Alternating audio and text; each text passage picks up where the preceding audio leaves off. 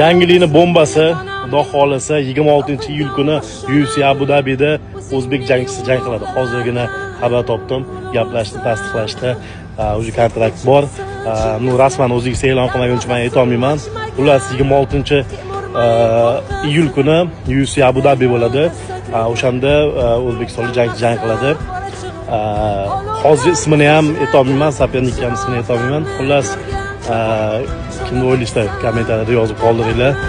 Ancha yildan beri borardim UFC Abu Dhabiga. Hozircha faqat bitta o'zbek o'tgan 2022-yil Mahmud Murodov o'tgan edi, lekin g'alaba bo'lmagan edi. Xudo xolasa bu safar g'alabani nishonlab kelamiz.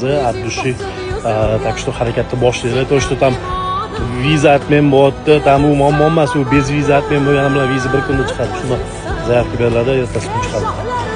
Xullas boramiz, butun O'zbekiston balet qilamiz va hozir g'alaba bilan qaytamiz. Kimni o'ylaysizlar? Kommentariyada yozinglar. Hozir eshitib qoldim.